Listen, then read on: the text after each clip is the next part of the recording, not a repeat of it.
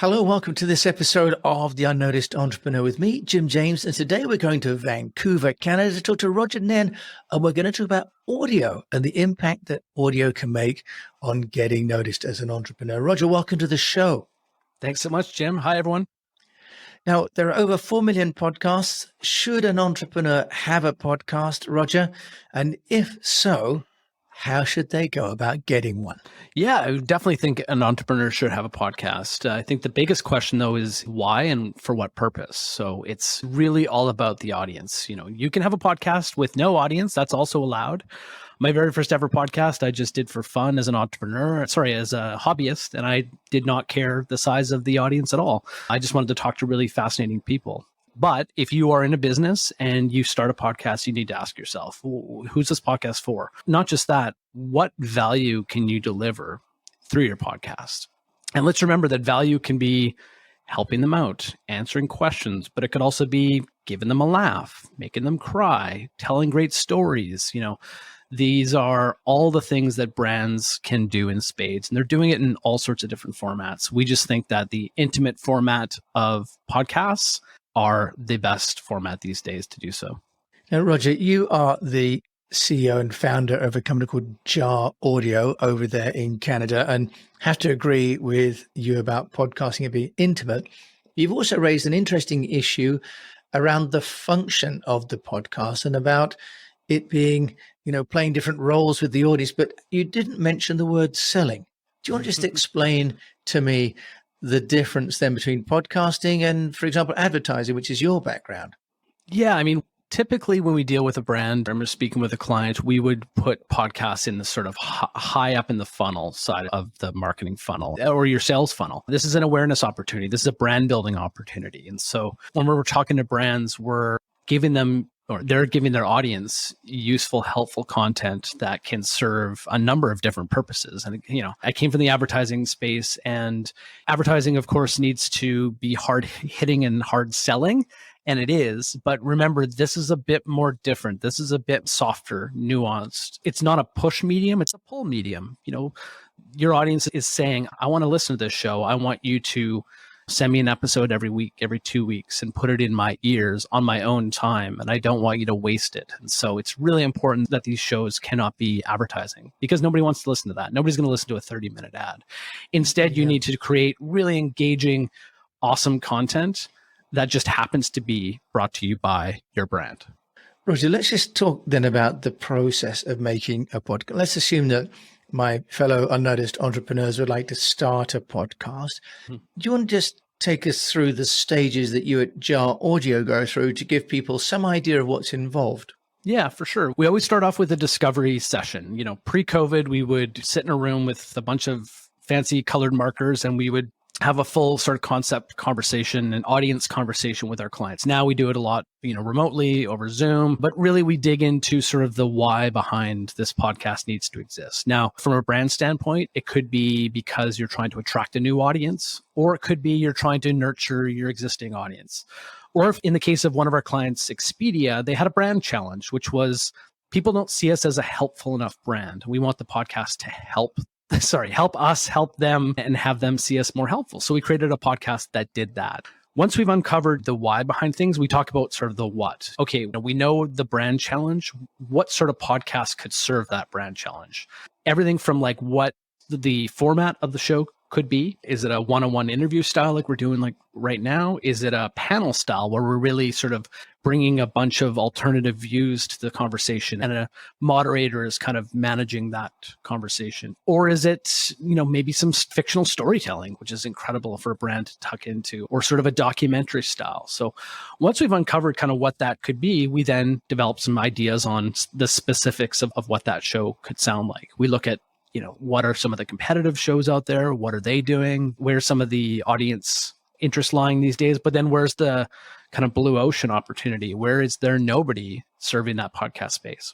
Once we've done that, we then look at who's the host, who are the guests, what are we saying to these guests? Our hosts need to obviously interview them, but there is sort of a format to the conversation. Is it free range, or are we kind of like peppering them with some specific questions that we want to sort of take the conversation down? We're then doing all the recording. As we're doing right now, this is all done remotely. There's an incredible amount of technology these days that allows us to do that. We're shipping equipment all around the world. For every interview we do, we send them the right equipment because, frankly, we don't trust that everybody has the right equipment these days. So Amazon is our friend. We're sending them all the right equipment. As just a side note, in some cases when they send the equipment back, we're donating it to local schools, which I think is really cool. While we're doing all the recording, we're then getting into the editing. All the post-production side of it, finding the right music, finding the right sound effects, making sure all the ums and ahs are taken out, making sure that the conversation is pacing properly and that there's an actual sort of logic to it. And then our full marketing team takes over. We distribute the podcast to all the major podcast distribution platforms, Apple, Spotify, Google, Amazon. And then our marketing team makes sure that it's getting into the right ears as much as possible, as long as possible. And then we kind of rinse and repeat with that. We're taking in a lot of data. We're learning from who's listening, how long are they listening for? Are they dropping off anywhere? Are they skipping anywhere? We're using all that data to inform our future episodes and, rinsing and repeating, really. Yeah, wow. Okay, that's wonderfully comprehensive, Roger. And I love the idea that you're sending the kit, and that presumably is microphones, headset, to all of your guests. And that's a really good idea. Out of my budget, but if you're doing corporate shows, I can see. It's a good idea, but it does pose its, logistical challenges. But again, that's what we're here for. I will say, just if anybody's going to be doing that, sending some of the equipment and having them actually use it on the day of the recording is a whole different ballgame. Yeah, I was going to say, not to mention the training that goes along with it. So, well, we do train them. Yeah. Okay. So I think what you're also raising here, Roger, is the degree of professionalism, attention to detail, and also investment in a podcast that a company makes. In your experience, what would be the minimum sort of threshold for an entrepreneur who's thinking about having a podcast to need to step over to have a podcast that actually accomplishes some objectives for them?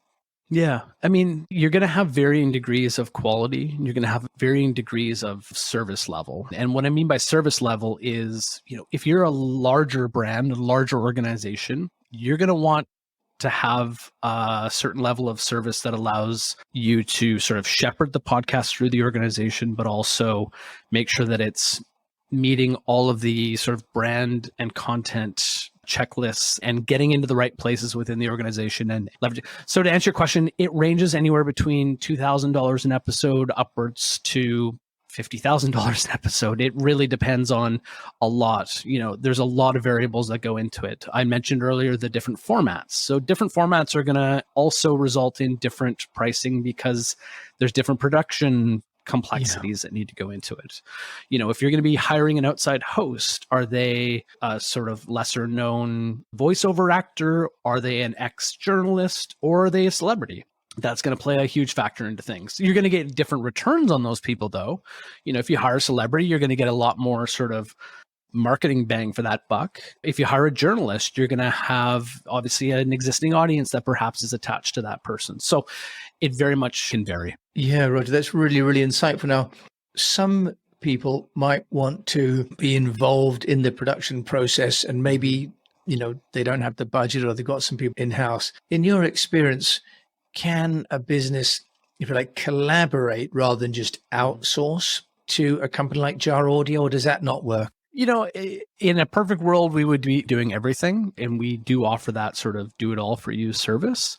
However, we do recognize that some organizations have really great in-house writers, for example, who have a real strong understanding of a certain topic. And so we'll lean on them to do some writing. Now, that doesn't necessarily mean that all writers translate perfectly to audio or podcast audio.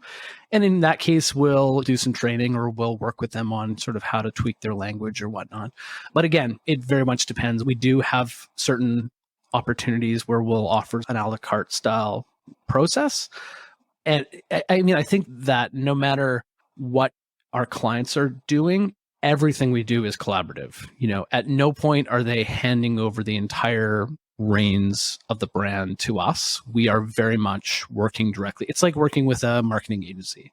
You're not going to see the ad before it goes out. In our case, you're not going to hear the podcast episode or the rough cut or the script draft until you're going to see it before anything moves forward. So we've got a process to make sure that there's the legal side of it, the quality control side of it, but also it works for the brand. Roger, you've raised an interesting point there about the ownership, because there's some nuances, aren't there, about copyright. Actually, if you pay a freelancer to do the work, they need to sign off that they don't own the IP. Yeah, do you want to just take us through the copyright and IP issues so that you're not being paid to create something that the entrepreneur says, well, hang on a minute, I own that. And they go, oh, no, actually, the creator owns it. How do you reassure people with that? Yeah, every step of the way, you want to make sure that, any IP is transferred over to you as an organization. And that is everything from a writer to purchasing any stock audio on the marketing side of things, any stock photography, anything you're essentially touching, you want to make sure that the full rights are on your side of the fence. Any lawyer will help you, not any lawyer, but any lawyer with that experience will easily be able to help you. In that realm. But we always err on the side of we don't have the rights versus we do. And then when we need to get the rights, we find the best way to work together to get them. So Roger, do you think there's a kind of a good model where you help a company maybe for 12 months or X number of episodes and then transition to them because maybe they need the help to get something started, but can't afford the costs of outsourcing every episode in perpetuity? Can you just talk us through how that might work for someone who wants to get it started, needs your help, but with the view to maybe owning it later to manage production? Yes, some of the brands we've worked with have done that. Now, I will say that it's really important to communicate that up front so that every step of the way can be a learning lesson or a knowledge transfer versus kind of like waiting until the end and then kind of having to reverse engineer the whole thing. So yeah, we've worked with, whether it's on the client side and then they've wanted to kind of transfer it in-house, or they've wanted to perhaps take it in and slice and dice it on their own into different forms of content, taking the audio, turning it into a video, taking the audio, turning it into a blog post. Those are all really awesome ways to leverage the podcast into more content, better ROI for sure. And so, yeah, there's a number of different scenarios in which we'll do that. I can see that really. So that I think that gives the entrepreneur a sense of not being locked in, right? That at some stages they needed to have continuity, but didn't have the budget they could carry on, Roger. That's really, really helpful. Now, in your experience, just share maybe a client case study with us of a company that's come to you and what have they done with the podcast? Give us an idea of how it can play a role in a company's brand strategy. Yeah, for sure. So, one of our shows right now is a podcast for T-Mobile. So a very large American communications company, specialize in mobile communication. It's right in the name. Originally German, of course. T-Mobile is originally German. That's right. Yeah, that's right. They've got this incredible in-house content team. They're all ex-journalists. Anyways, their mission is to sort of explore the world of mobile and what, from a sort of sociological and psychological standpoint, mobile is doing to all of us. And so we did a podcast with them called Mobile Diaries, which really, is kind of like Radio Lab, but for the mobile, mobile communication space. Real in-depth look into the ins and outs from like a social, psychological, anthropological standpoint of mobile communications. So we looked at mental health, we looked at dating, we looked at the work environment, sort of the mobile work experience. We talked to mobile natives, anyways, it was just an incredible in-depth look into a really fascinating topic that just happened to be brought to you by a brand that makes a lot of sense. That's a wonderful, wonderful example of, as you said earlier, making the podcast about participating in a community and leading a conversation rather than selling a product or a service. Now, Roger, you're an entrepreneur. Mm-hmm. You co-founded Jar Audio over there in Vancouver. Mm-hmm. How have you been getting your own business noticed? As you know, that's part of the conversation that I love to have with my guests on the show. Yeah, I think the biggest thing is, first of all, just reputation, producing great content, producing great work on behalf of our clients. We ask them for referrals as well. Doing interviews like this, though, give us an opportunity to have a point of view out there in the community. I just got back from Podcast Movement in Dallas, where I was speaking on stage. So speaking opportunities. We also do some digital advertising of our own, through Google and LinkedIn and things like that. And the biggest piece, though, is we produce a fantastic blog that has all sorts of, insight, tips, tricks on not just podcasts, but podcasts for the business community, kind of businesses interested in getting into the podcast space, whether that's, for your own organization or for your agency on behalf of your clients. And so if you go to jaraudio.com/blog, there's all sorts of really great content on there. We also have a newsletter, which goes out weekly and is designed to, again, educate everyone on the podcast space. Well, and I'm not going to pick you up on the one platform that you have. We don't have a podcast yet. It is in production. Oh, okay. You said it. But, it's one of those things where our brains, when it comes to podcasts, are so focused on our clients that, we just haven't gotten to it ourselves. I mean, it is a lot of work, and, it's why clients hire us. And so, as you can imagine, internally, when all the teams focused on growth through just the clients that we're serving, it kind of goes to the back of the line. Yeah, no, look, I completely understand that. And you're not the first agency. Trust me, we feel really guilty about it. Well, I promise not to turn the screw there, Roger. No. I'm turning the screw as we speak. Okay, yeah, you do, just for the record, I'm really not trying to impose any guilt here at all. Roger, where do you see it going? Because obviously audio is good. Video is seen to be more powerful with YouTube. Final question, is it worth investing in a podcast, or should entrepreneurs really just go straight to video, straight to TikTok? So first of all, I say that, absolutely they should be investing in podcasts, but again, it depends on why and what. And there's going to be some things that you're going to be served better with video, and we're a fan of video as well. But keep in mind that anything we do in audio can also be transferred to video, whether we're recording an interview or there's an animation opportunity to connect. There is a huge audience on YouTube that listen to podcasts. In fact, it's the second most popular podcast platform these days behind Apple. And so we do not, ever ignore, there's more than one video platform, but we don't ignore YouTube by any means. But, I think if anybody has really invested in video, they'll understand that it's not a very flexible medium. If you do want to, for example, re-record something or edit something or go back in and do it again, you're having to get the crew, get the lights, figure it all out yourself, figure it all out as to the continuity side of it. Audio is a lot easier to kind of slice and dice and insert down the road. So again, thinking about your content and the longevity of it, the updatableness of it, that's not really the right language, but you want to just kind of consider that when you're getting in production. Yeah, Roger, look, I think it's great. It's a great medium to get started, isn't it, in content production that's dynamic, more dynamic than text. Roger Nen, CEO of Jar Audio over there in Canada. If people want to find out more about you and, have a talk with you about your amazing podcast production capabilities, where can they find you? Yeah, check us out at jaraudio.com. That's jaraudio.com. Also check us out on LinkedIn and on Twitter.